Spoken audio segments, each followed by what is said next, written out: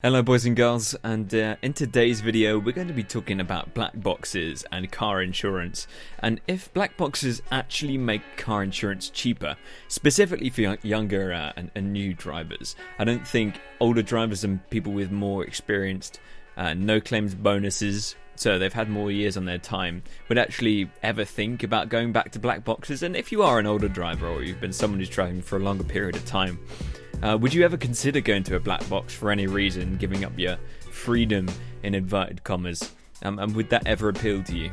I actually have no idea, and I don't know of anyone who's, say, older than probably about 25 who has a black box, and will be able to say if it would be cheaper or not. I know some people do have this like an Aviva system where you drive around a bit on your phone, it judges how good a driver you are. It's kind of strange. Designed in blank to save you money if, however, you're a good driver. So, a lot of concerns that people have with these are what happens if you speed with these boxes? What happens if you have to brake hard to avoid someone or not crash into someone? What happens if you drive at, say, 3 a.m.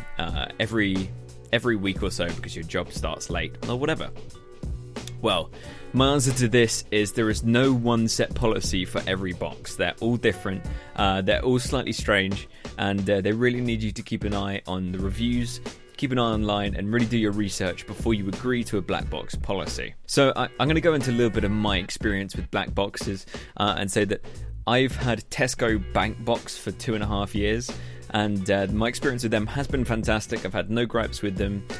Just a side note here, I just found out Tesco Bank Box, I believe, is with Insure the Box. It's kind of like a parent company that's controlling it, like Tesco are just like brokering for them. I've had no problems with driving at strange hours with them or doing anything like that.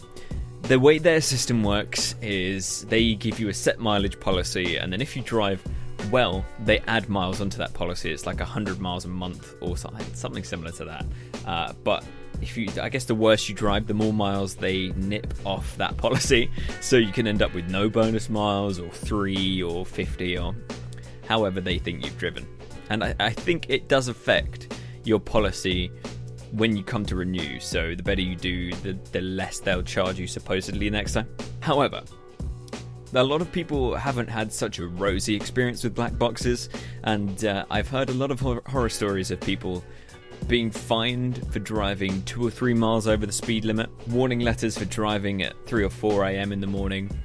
There are benefits to having a black box, like it's a thief tracker, so if it gets nicked, you can ring up your insurance company and they can track the thing for you. Obviously, the sooner you do that, the better as well. So if you have a black box or anything like that, then give the guys a ring straight away as soon as you find out, and you have a better chance of getting your car back. There's an article on BBC website saying a young girl, 18-year-old, had a 1,300 quid insurance policy cancelled after she was caught doing 119 mile an hour on a B road, even though the car she was driving was a 2001 Skoda Fabia, which supposedly couldn't do 119 mile an hour.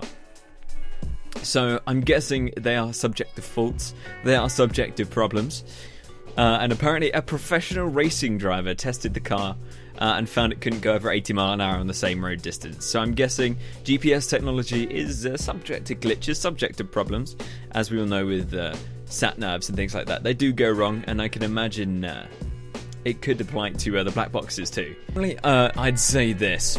There are certain types of drivers that would make the most from black boxes, and they're ones who fall under certain categories.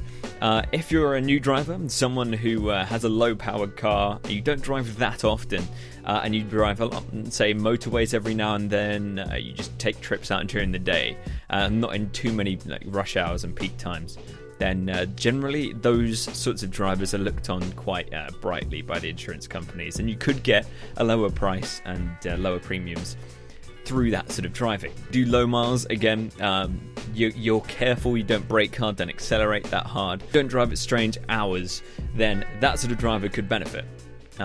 Again, I've from my own experience, Tesco bank box haven't been a big problem when it comes to driving at particularly strange times. You just won't get your bonus miles. Companies like Ingenie, I do believe, are a little bit more careful with how they look at drivers and how they're driving. They're a little bit more harsh on acceleration, braking, driving at strange times. So if you're someone who does any of that, then companies like Ingenie might not be the way to go. And you might find that even if they don't fine you for anything, they might hike up your premium if they don't like what they see. But finding articles, sometimes these black boxes for younger drivers aren't even that much cheaper. So if you can go with a fully comp policy that ignores the black box, then that would definitely be the way to go. It's sometimes worth a couple £100 on top if you can do that. If you're going to pay monthly, then it would be definitely worth it just to pay a couple more quid a month to get yourself a standard comprehensive policy. It sounds like with a lot of these policies too, the older you get, the black boxes even get more expensive. Like the advantage of having them gets smaller and smaller the older you get. Add a black box for a couple of years, start looking around to get out of it if you can, just to make life easier for yourself. You don't want to make it more complicated, especially if you pick up a faster car as well, and start having a bit more fun with that.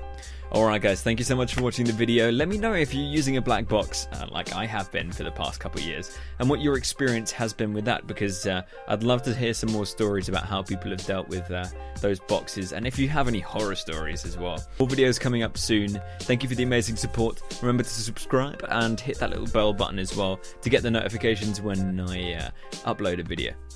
Peace out and drive safe.